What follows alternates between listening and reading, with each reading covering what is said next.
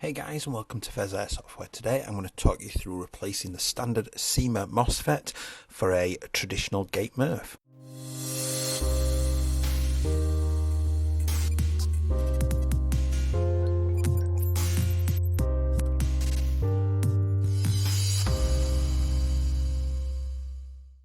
Hi guys, and welcome back. If you do enjoy this content today, please do like and subscribe because you'll be really helping me out, especially the like button because that helps me get seen by the YouTube algorithms. And if you would like to sign up as a member, I have opened up memberships at just 99 pence a month. It gets you bloopers and custom emojis and things. I massively appreciate that. So we've got this CM621 in, and the MOSFET has died. As you can see from the pictures, it's just kind of fried itself now. The guy that owns it was just using it on, I believe, 9.6 volt NIMS, and as you can see there, it doesn't look very happy at all, so it stopped working. So he sent it to me just basically for a replacement MOSFET to just get it working in some variety. So on this occasion, what we've done is we've gone for the Gate Merf to put into this gearbox. Excuse me. I quite like the Gate Merfs. I've fit them in quite a few things now, and found them to be pretty good and stable and robust, and add some nice features to it. So you're also going to need a traditional trigger block. What I've done on this occasion is I've just got a Cyma one, just because it's a Cyma gearbox, so it's obviously going to match in, and there it is out of the packaging. So you get the little trolley, you get the spring for the trolley itself, and you get the trigger block as well. So the first stage then is obviously to get the gearbox out of the 621, and I will put the link to the disassembly down below so you can go and obviously revisit that to see how to get the gearbox out.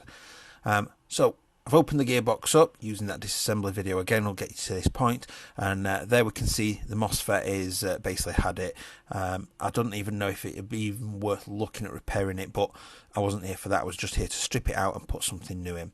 So that's what we did, removed it. There was a little bit of grease floating about under there, so I did clean it out a little bit just before I installed the chip. But what I'd done at this stage is I'd roughly measured the two control wires that were sort of needed for the Merf, and I was going to I wired the two control wires to the trigger and then put fresh wiring in from the Merf to the motor, just because I feel it gives you the best quality transmission instead of using the built-in default wiring that's in there. Plus obviously the MOSFET took its own wiring with it, so we had to do this. So this gives us the best of everything, really, I suppose. So what I've done there is, excuse my shoddy looking soldering there. It wasn't the best of quality soldering to my eye. Soldering iron was on its way out at that point. I've since replaced it. But what I did do was measured roughly the length needed for the control wire to go from sticking out at the end of the stock tube to allow for obviously the battery to go in a stock and extend it out, all the way down the stock tube, around the gearbox, and then up onto the trigger contacts, and I've soldered those on. So we've then seated it into the gearbox and screwed it down, making sure that the trolley moves freely, that it'll engage with the cut-off lever from the sector gear spinning round, and everything's looking smart and sweet. Which there is another part which I'll show you in a second, which is that the contacts on the other side of the outside of the trigger block meet and touch with the copper plate that's on the selector plate as well, but we'll look at that in a minute. So as you can see, the wires come sort of down, and I did adjust them slightly from this positioning, but they've come around the hole just in front of the blue safety lock or blocker, and round the wiring tract and out the back of the gearbox. So here you can see I've got them tucked nice and neat down as much as possible, and I've neatened these up when the other wires have come in to keep them sort of low profile and put them on the bottom so they can run safely up to the trigger block and stay out of the way. So what I've done then, I've got the control wires in. So the first thing I've done is just got my black wire. It's 18 AUG AWG wire, and I've crimped on a mini spade connector. I will put a link down below to the spade connectors that I've used from Component Shop in the UK, but you should be able to find equal abroad. And I've put some black heat shrink on it. Now at this stage I've not done the heat shrink as tight down as it'll go. I've just sort of loosely put it on just because we're going to bend this connector at a later stage. But just to show you, obviously I've put a good bit of coverage of heat shrink on there. Same with the red wire as well. I've done that as well. So I've got the red and the black wires ready for basically connecting onto the motor and heat shrink down. So what I've done is, I will admit, I have made a bit of a mistake here. Is I should have put the red out of the left hand side of this picture here, so instead of the side where it's come out now, which is the traditional method of wiring an M4 gearbox. I should have done it the other way, and the red wire should have come out of the back, just because obviously you want your positive wire to be as short as possible, but it did work fine. There was no issues with it. So what I've done there is run the red wire in the track coming in from the back of the gearbox, down under where the motor comes in, because you don't want the motor to catch it, and then out of the wire feeding hole, and you approximately need 14 centimeters of wire sticking out from the edge of the gearbox, basically coming down for the motor approximately. You can get away with a little bit less, but if you're going to wire it up the traditional way that an AR style gearbox is wired up, then you'll need approximately 14 centimeters of wire sticking out, not including the end of the spade connector. So there you can see the wire sort of neatly tucked in the track and coming down. We then did the same with the black wire. With the black wire, you need approximately 10 centimeters of wire plus the spade connector on the end as well.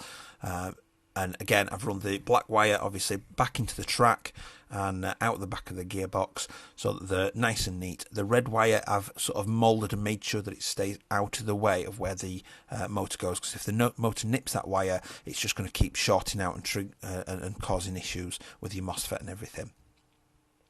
So at this point now I'm ready to sort of put the gearbox back together, and then I can obviously finish off the rest of the installation. So there we can see I've got the control wires are neatly tucked away under the trigger and round their little track and out the back, underneath the red and black cables, which are obviously also neatly tucked away into their tracks, ready to connect onto the motor.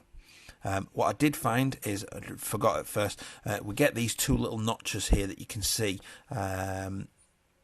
on the picture. Now these notches, because I've used thicker, better quality wire, put a little bit of pressure which could cause resistance in the wire or potential damage, and I didn't want to do that. So what I did was I've just basically initially snipped them off with some wire snips, because it was just soft, easy to cut through, and then I've just filed it off just to make sure that there's no sharp edges that'll gouge the wires or anything like that, just to make sure that those wires are not under forced compression or anything like that, or not getting nipped or anywhere.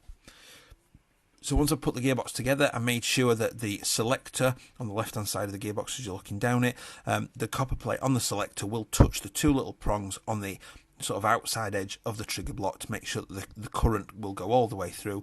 Now we're talking tiny little bits of current going through those control wires, just enough to detect that you've pulled the trigger, and then obviously activate the MOSFET. So as long as it gets connection, it's absolutely perfect. We're not worried about how much current we can get down there or anything like that, because it's just enough to pass a little bit through just to detect that you've pulled the trigger. So now we've got the mess of wires coming out the back. The gearbox is fully built, minus the spring, quick change spring going back in, so I can finish the installation. So what I've done then is, because I'd pre-measured the black control wire, what I've done is sort of got the red and black wires running out to approximately the same sort of length as the control wire, and then I've snipped them off basically to match the length, so they're all pretty much the same length, and I'm going to solder on a Dean's connector onto this. So at this point what I've done is sort of done a bit of pre-prep. I've put some heat shrink down the cables ready to put onto the Dean's connector, and I've just loaded up the ends of the wire with a little bit of solder ready to make it easy to put onto the Dean's connector itself. So I've soldered on the Dean's connector. Now what I've done is I've put the heat shrink up. Now what I do is, just to make sure really, I suppose, I never fully heat shrink down tighten those down as much as I can until it's finished and done and I know it's fully working, and then I heat shrink them all down as tight as they can go, just in case there is a dry solder joint somewhere or something like that. It's just best if you sort of get them just holding, but enough that they could be taken off and repositioned if needs be. All they need to do initially is just cover the components so that they can't touch or arc in any way, shape or form. So then plug that into the back of the Merf, plug the control wire in as well, and we're obviously getting quite close now to the end of the installation. I've then got the motor wires. I've used my needle nose pliers there to bend the spade connectors, so a 90-degree angle. They should only go one way. If you look at the shape of the spade connectors, there is only really sort of one way that they should bend, which is like the side that the sort of cavity is on, I suppose. So we're then at the end of it, where we're ready to put it back into the body and attach the motor. I've also made an adapter there, Dean's to Mini Tamiya, because the owner had got Mini Tamiya batteries, but had also bought a Dean's one as well, so it was more just in case the worst was to happen. So I've put it back in the body, and obviously the link is down below for the disassembly to basically show you how to put this back together. But it was nice and easy to just sort of drop it all back in together, and as you can see, the pistol grip is now ready for the motor to go back in. So we've then got the we've now got everything ready and wired up, ready to go, and we can test that now. So here is the little bit of video of us testing that it's working. Self-test, boot up, safe.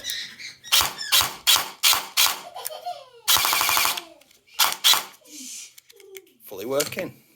Happy that it's working. The motor does need a little bit of adjustment just because it's a little bit sort of scratchy, maybe a little bit tight, a little bit loose, but that was played with later on and sorted out to be made sound much nicer. So we finished our sort of rebuild then. So obviously, as you can see here, all the wiring's nicely coming out the end. You've got the excess bit of wiring that allows the stock to extend off the back so that you can have a battery in the stock and it fully extended as well. You can obviously sort of coil the wires up and rotate them nicely and gently to get it all to go and sit inside of the stock tube or buffer tube. And then we have a sort of little bit of video just to show you it working once again. And that was the end of it.